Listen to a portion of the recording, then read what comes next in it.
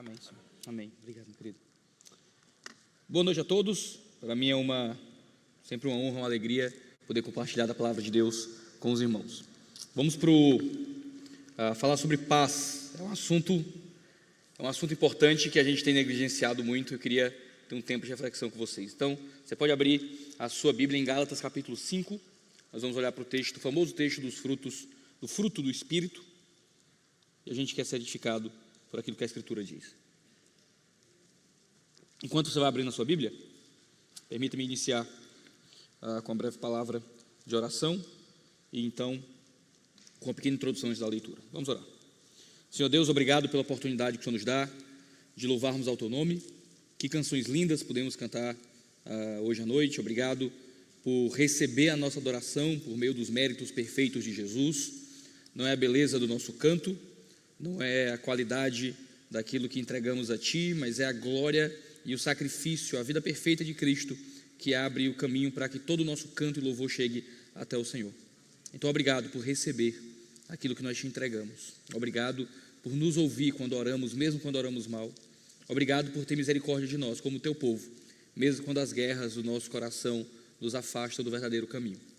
Que nessa noite o Senhor possa abrir os nossos corações pelo poder do Teu Espírito, que o Senhor possa mover as nossas mentes para o entendimento da Tua palavra, que o Senhor possa mexer, Pai, com os nossos pés e as nossas mãos, para que sejamos rápidos em praticar o bem. O Senhor nos abençoe nessa noite. Assim eu oro no santo nome de Jesus. Amém.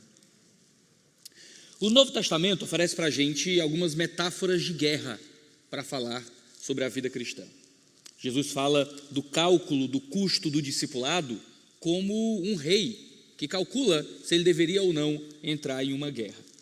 Paulo fala que nós somos uma milícia batalhando contra os pensamentos errados acerca de Deus. Fala de uma armadura espiritual onde nós portamos uma espada e um escudo. A fé é uma guerra e você precisa estar preparado para uma batalha sangrenta se você decidir seguir Jesus. Essa batalha, no entanto, pode ser muito mal interpretada quando nós esquecemos que a nossa luta não é contra carne ou contra sangue, ou seja, não é contra nada que é propriamente humano, mas é uma batalha, é uma luta contra o diabo e contra o pecado. Nós batalhamos sim, mas batalhamos contra aquilo que nos separa de Deus em nossos corações. Lutamos, mas lutamos pela nossa santificação, para rejeitar o pecado. Foi Paulo quem disse em 2 Coríntios 10 que as armas da nossa milícia não são carnais, ou seja, nós batalhamos, mas a nossa batalha nunca será a mesma batalha da guerra do mundo. Então, quando usamos metáforas de guerra, nós evocamos a ideia de sacrifício, de entrega, de um tipo de luta interior, mas nunca o mesmo espírito combativo de um mundo que não conhece Deus. Por isso que nós somos um povo que guerreia, mas que guerreia de modo sobrenatural. Nós somos um povo que guerreia em paz. E como é que isso funciona? O texto de Gálatas 5 é um texto muito poderoso, porque é um texto que contrasta as obras da carne, aquilo que provém do nosso interior humano e natural, e o fruto, a obra do Espírito Santo em nós. A partir do versículo 16 de Gálatas capítulo 5, nós podemos ler: digo, porém, o seguinte: vivam no Espírito, e vocês jamais satisfarão os desejos da carne. Quando vivemos espiritualmente, quando vivemos no Espírito de Deus, nós não vivemos na satisfação de nossas vontades carnais. Por quê? Verso 17 diz: porque a carne luta contra o Espírito, e o Espírito luta contra a carne, porque são opostos entre si, para que vocês não façam o que querem. A nossa carne, então, é aquilo que queremos. O Espírito, então, surge em contraste contra aquilo que nós queremos. A guerra do cristão, então, é uma guerra da vontade. O que é que o Espírito Santo vem fazer em nós? O Espírito Santo muda as nossas vontades? Sim, mas o Espírito Santo também vem para que nós lutemos contra vontades que ainda permanecem em nós.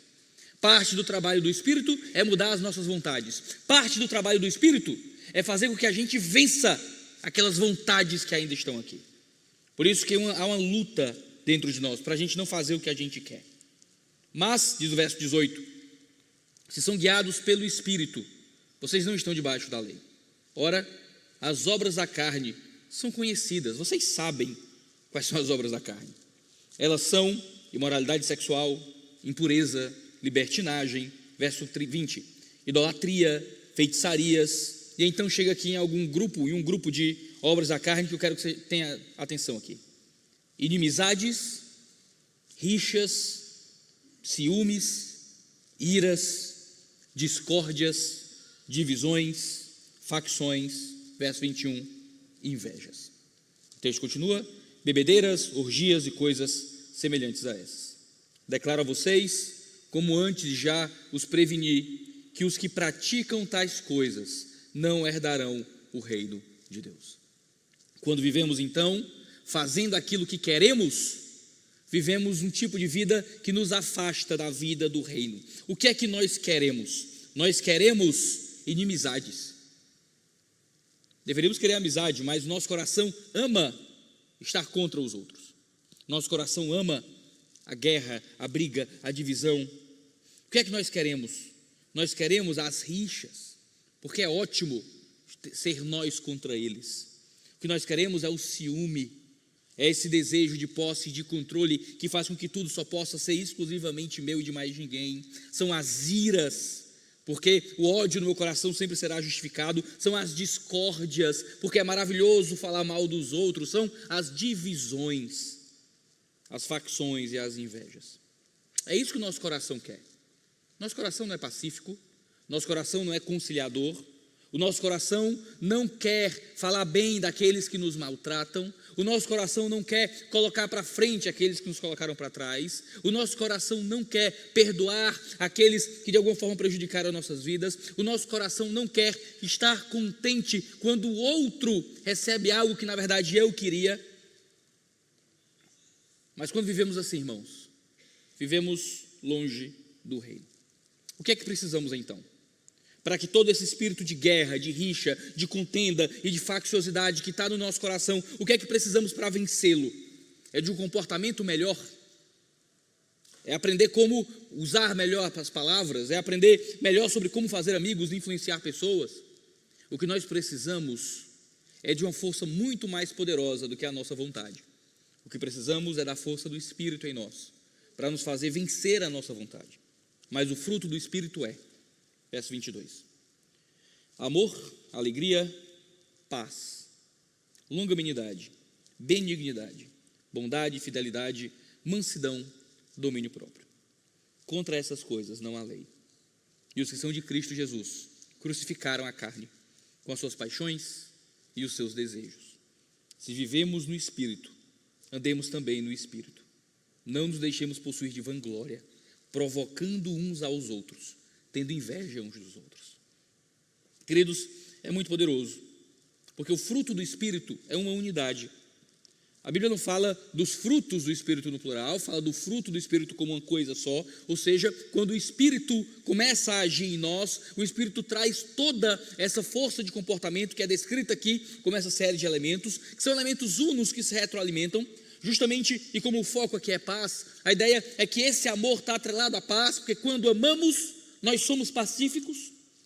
O amor quer pacificar ambientes, o amor gera um relacionamento de paz nos lugares, a alegria gera paz, porque quando estamos alegres no Senhor, nós não queremos a destruição de ninguém. Quando somos longânimos, nós geramos paz, porque é justamente a paciência que evita as guerras e as brigas injustas. A benignidade gera paz, a bondade gera paz, a fidelidade gera paz, a mansidão gera paz, o domínio próprio gera paz.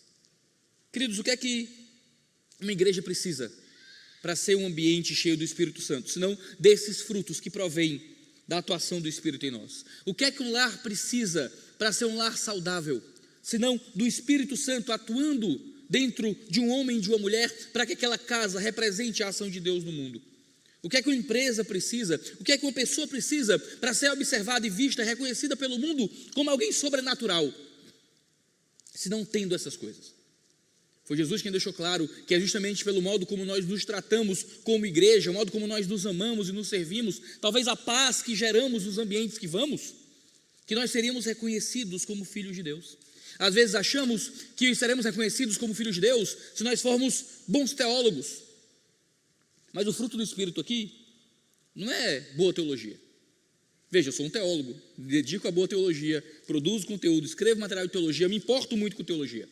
Mas tem muita gente boa em teologia, que é iracunda, ciumenta, briguenta, irada, cheia de discórdias e divisões. Veja, o fruto do Espírito aqui não está atrelado a sucesso, a glórias humanas, a capacidades de mover as coisas e de liderar. Por mais que seja uma coisa muito boa, ter senso de liderança e capacidade de gerir o que quer que seja. O sucesso não é uma coisa terrível. O fruto do Espírito aqui nem está associado a manifestações miraculosas. Por mais que a gente leia em 1 Coríntios o Espírito Santo dando poder e dons para a igreja, muitos chegarão diante do Senhor no último dia e dirão: Senhor, profetizei em teu nome, expulsei demônios, fiz milagres, e o Senhor dirá: nunca os conheci, e os lançará no mar de fogo. O fruto do Espírito que gera o reconhecimento de que há uma atuação sobrenatural numa igreja, de fato, não é pelo seu sucesso, não é pelo seu capital financeiro, não é pela honra que é recebida publicamente, não é pela atuação sobrenatural, é pelo tipo de paz, é pelo tipo de amor, de benignidade, de longanimidade, de mansidão que é gerada ali dentro. No fim das contas, então, o sucesso de uma igreja não é definido por algo quantificável. O sucesso de uma igreja não é instagramável. O sucesso de uma igreja só pode ser percebido espiritualmente, porque o sucesso de uma igreja só pode ser visto, reconhecido de fato, no modo como a paz se manifesta ali dentro também. Irmãos, se nós queremos ser pessoas espirituais, devemos ser pessoas que crucificam a carne em Cristo Jesus, que crucificam suas paixões e os seus desejos. E quando falamos de paixões e desejos, nós imaginamos logo coisas sexuais, não é? Diante de Jesus, crucificamos nossos desejos. Isso significa que eu não traio a minha esposa? Significa que eu não vejo pornografia? Não.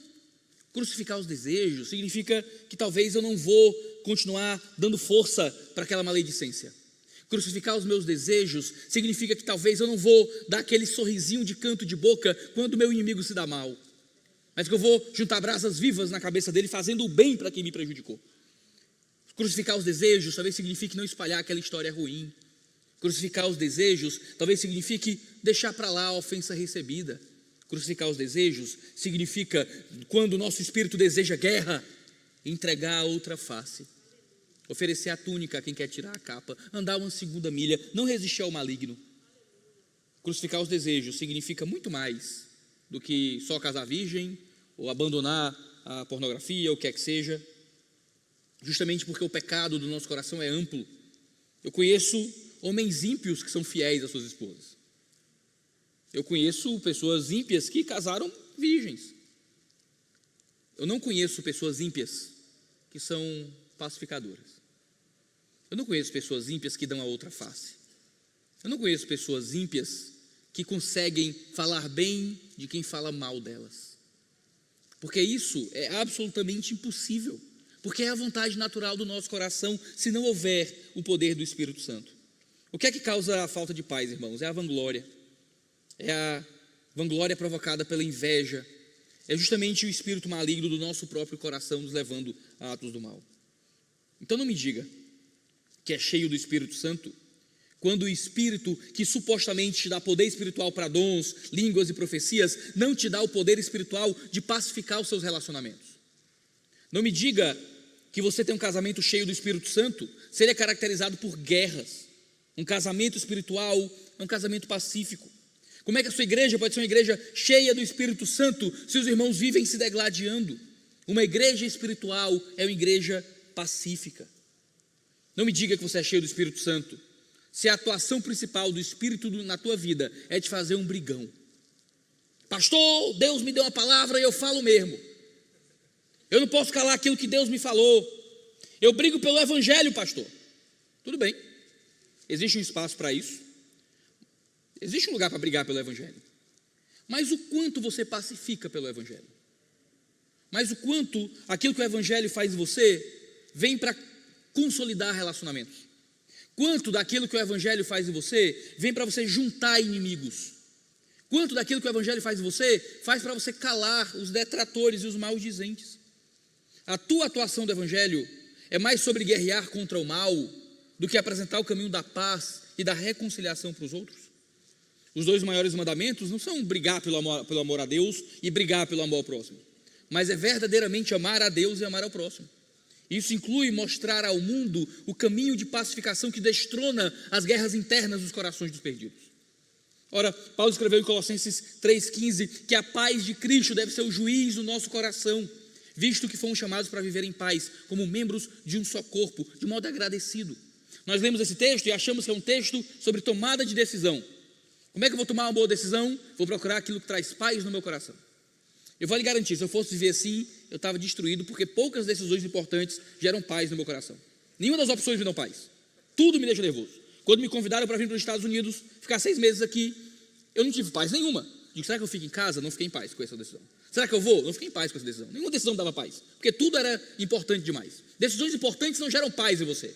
Gera algum tipo de ansiedade, se aquilo é importante, não é, devo tomar essa atitude ou não, normal, é algo da vida. Quando Paulo fala que a paz é o árbitro em nossos corações, ele está falando sobre os nossos relacionamentos.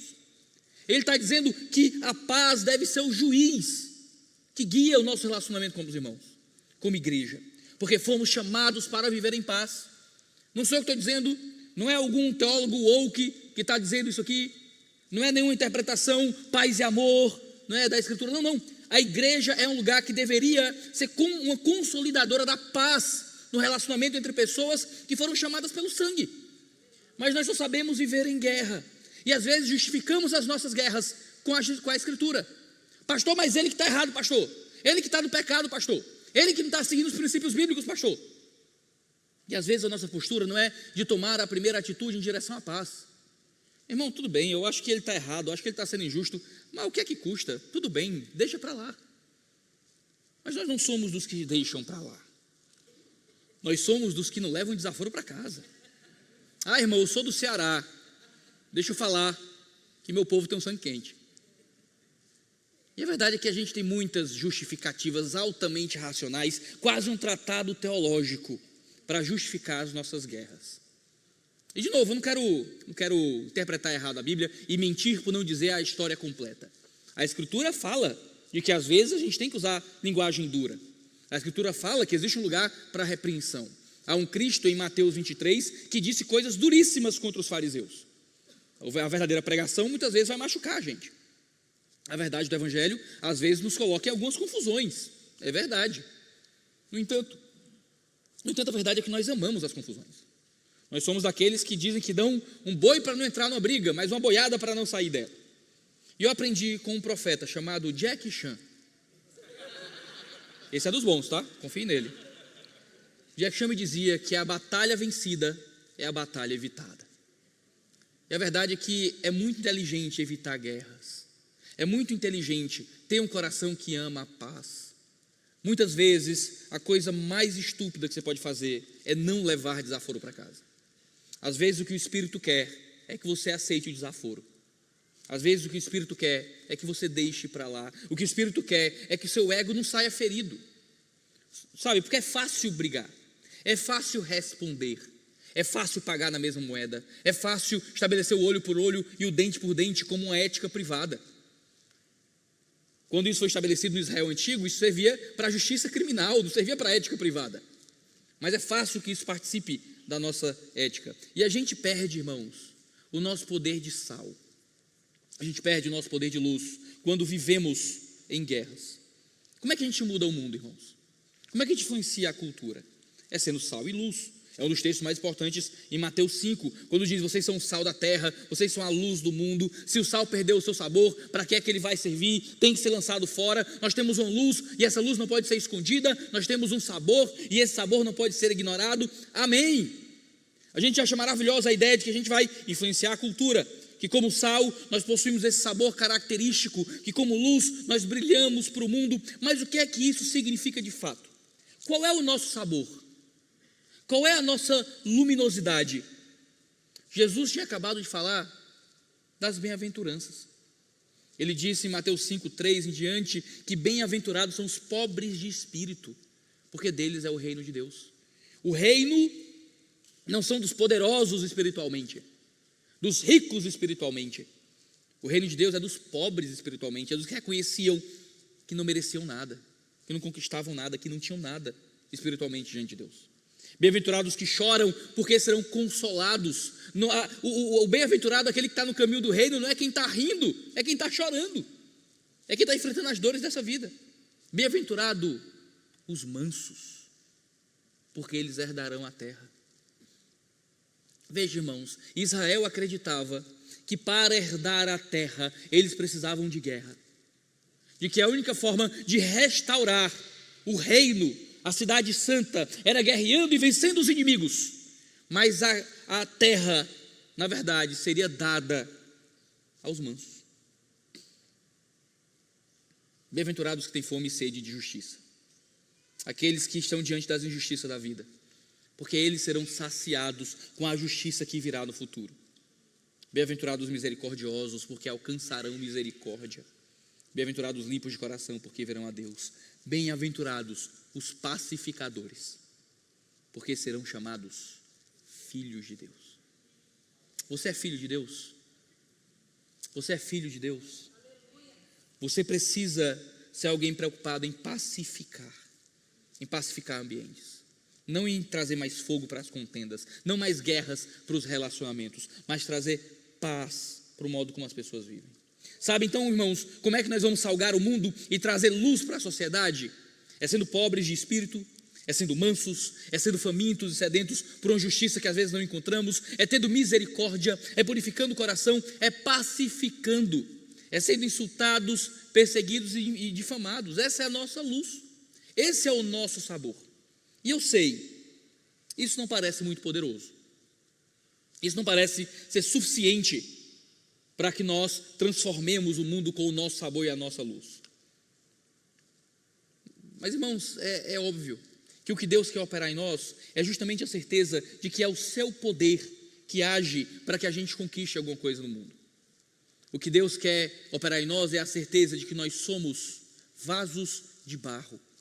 E vasos de barro com um tesouro poderoso do Evangelho que inunda esse vaso, de forma que quando nós apresentamos o Evangelho e trazemos pessoas à fé, nós podemos reconhecer que isso tudo é pelo poder de Deus, é pela ação do Senhor, operando em uma igreja que dá outra face, que perde as guerras humanas, mas que ganha as batalhas espirituais. Essa é a mensagem de Paulo aos Filipenses. Quando Paulo menciona que nós possuímos uma outra cidadania e uma pátria que está nos céus, ele destaca que nós, como igreja, estamos sujeitos a outra forma de enxergar a vida, a outro relacionamento com o mundo.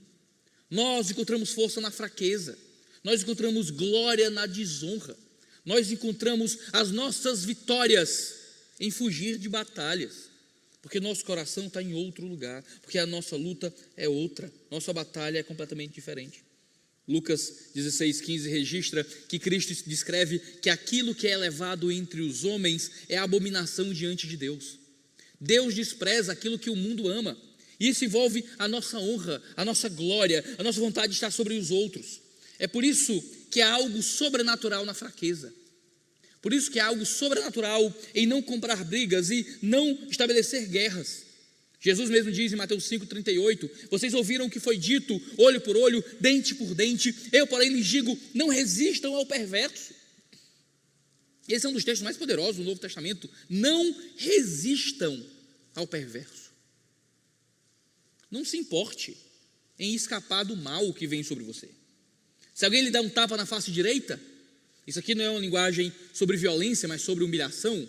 Um tapa do lado direito do seu rosto é dado com as costas da mão, então não é o tapa que tenta feri-lo, mas o tapa que tenta humilhá-lo.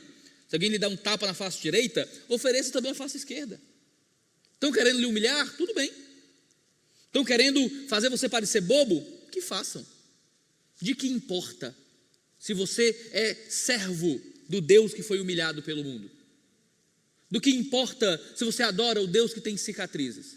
De que importa se você ama aquele que foi chamado de Belzebu? E ele sendo dono da casa, então, do que chamariam seus servos?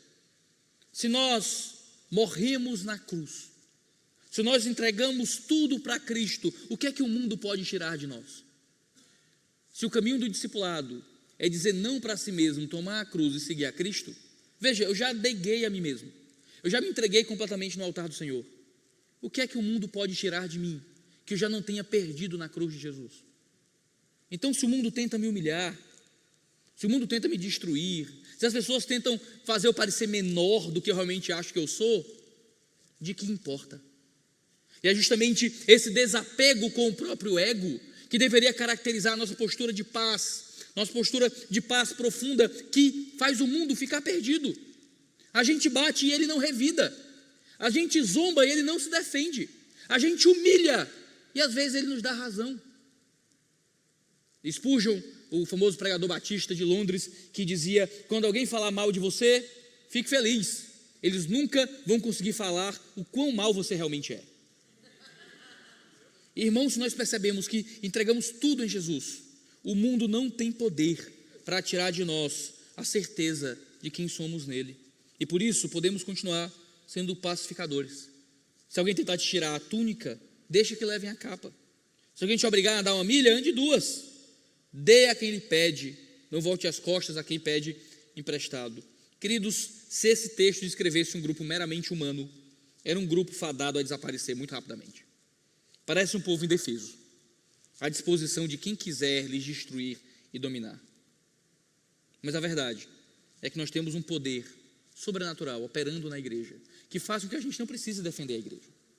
Irmãos, quantos de nós não achamos que a única forma da igreja sobreviver triunfante é se ela estiver do lado dos poderosos, é se ela estiver do lado dos políticos que falam bem da igreja? E não me entenda mal, é bom ter políticos que falam bem da igreja. Ninguém acha saudável viver no contexto de perseguição. Mas veja, a igreja cresceu e sobreviveu no contexto de perseguição, ao longo de muitos anos. Sempre que tentaram esmagar a igreja, houve um Deus que deu poder, e sempre que o mundo tentou nos apertar, era só o óleo que descia de nós para esquentar o mundo com o poder do evangelho. Enquanto tentavam destruir a igreja, cada ferida no corpo de um cristão era uma boca nova para proclamar as maravilhas do evangelho. Então às vezes a gente fica nervoso que a igreja tem que ter os políticos, a igreja tem que ter os poderosos, a gente precisa dos ricos se convertendo, a gente precisa dos políticos se convertendo, a gente precisa de influência social e cultural na mídia. Nada disso é ruim, tudo isso pode ser útil para o reino, mas nada disso é necessário para que a igreja sobreviva e cresça. O que é necessário é que Cristo continue cumprindo a sua promessa de que Ele edificaria a sua igreja e que as portas da morte nunca prevaleceriam contra ela. Podemos descansar na paz.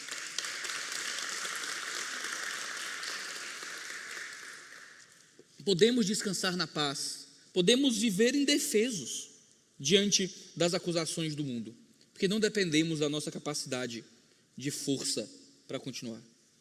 A gente muitas vezes tem medo: se essa lei for aprovada, seremos perseguidos e presos. A gente tem que fazer alguma coisa.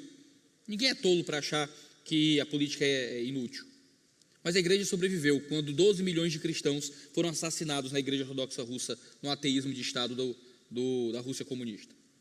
A igreja prevaleceu. Na China comunista, no regime de Pol Pot, no mundo grego, fomos assolados, mortos, tidos como espetáculos para o mundo.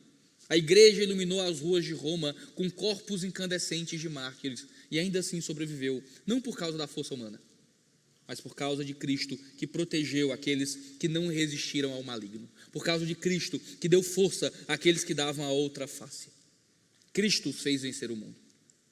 E isso, irmãos, é o que nos dá tranquilidade e paz.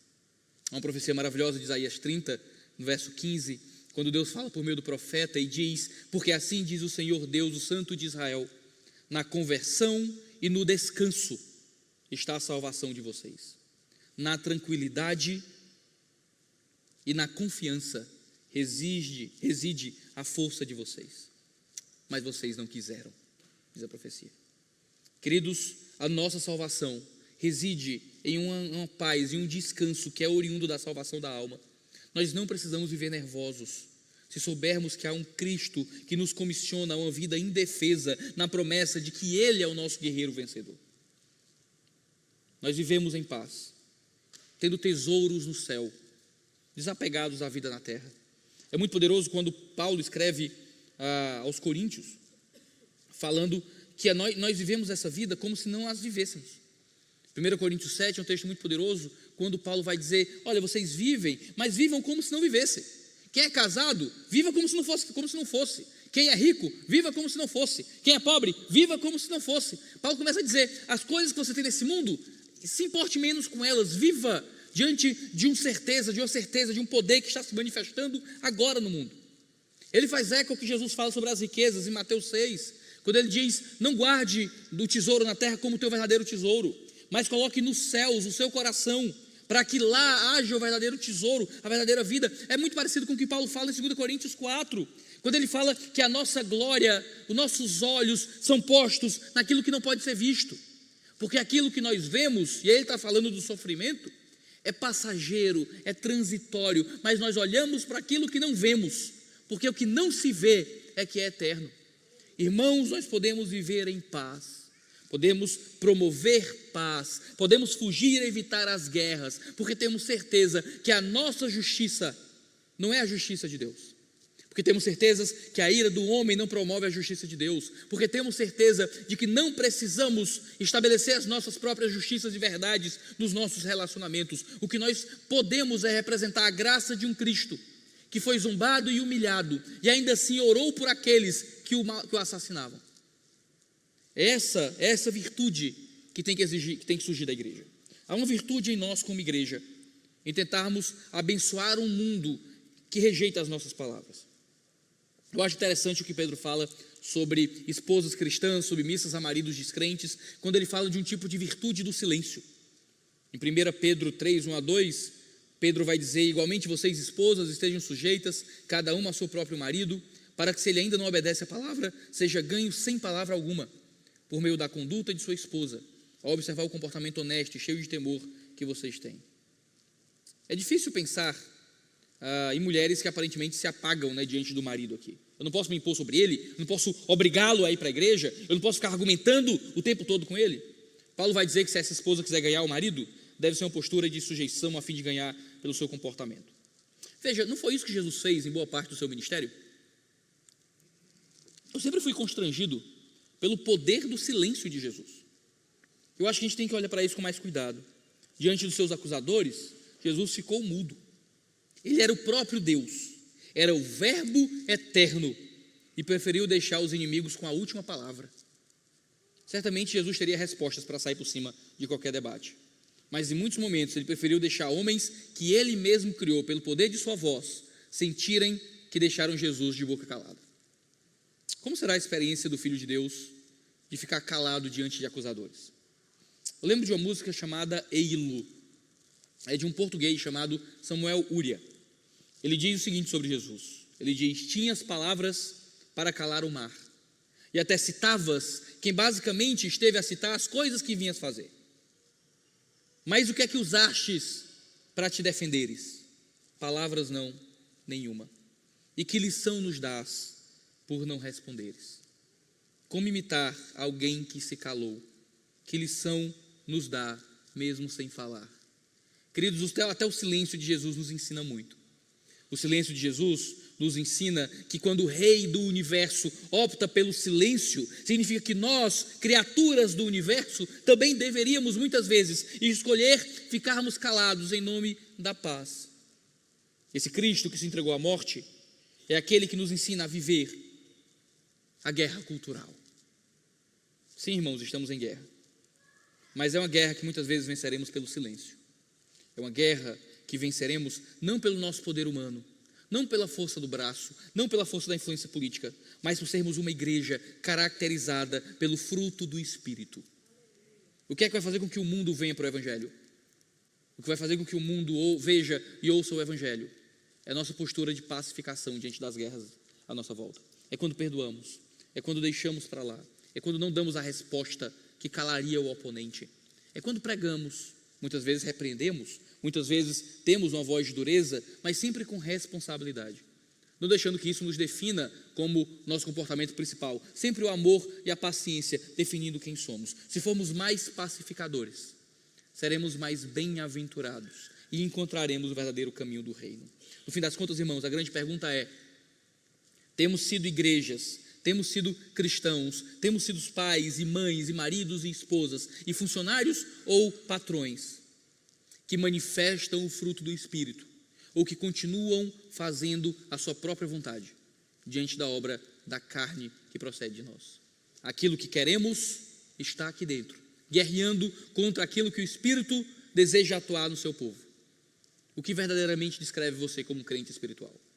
Não me mostre a sua obra missionária. Não me mostre a quantidade das suas ofertas. Não me mostre a sua habilidade com milagres. Não me mostre a influência da sua igreja ou o poder e a reputação do seu ministério. Me mostre o quanto você tem evitado as invejas, as facções, as divisões, as discórdias, as iras, os ciúmes, as rixas e as inimizades. E aí eu acredito que o Espírito está em você. Vamos orar. Senhor Deus, obrigado. Senhor Deus, obrigado pela sua palavra, que o Senhor possa nos ajudar a viver o fruto do Espírito. Que o Senhor faça em nós crentes mais pacíficos, mais pacificadores, que oferecem ao mundo a paz que há em Cristo Jesus. Ó Senhor, quantas guerras há em nós, e muitas dessas guerras são guerras contra Ti. Guerreamos contra Deus muitas vezes. Que o Senhor possa então nos perdoar por entrarmos em guerras erradas, por entrarmos em brigas erradas, por não representarmos a graça do Evangelho, por acharmos que a postura do verdadeiro crente tem que ser sempre a postura de dureza contra o mundo que te odeia e que tem que sentir o peso da palavra, quando muitas vezes o mundo precisa sentir o peso do teu amor, Senhor. Que preguemos também aquilo que é duro, que repreendamos quando for necessário, mas tudo isso calibrado com o amor que provém da cruz. Que pacifiquemos, Senhor. Que quando entrarmos em guerras, que seja para trazer mais paz. Que o Senhor traga paz nos nossos casamentos. Que o Senhor traga paz nos nossos relacionamentos entre pai e filho. Que o Senhor traga paz nos nossos relacionamentos como igreja. Que o Senhor traga paz entre ministros. Paz na família, paz nas empresas. Que o Senhor traga paz em nossa sociedade, Senhor. Que nós possamos pacificar o mundo com o poder da Tua palavra. Se nós oramos no santo nome de Jesus. Amém e amém. Muito obrigado a todos, Deus abençoe.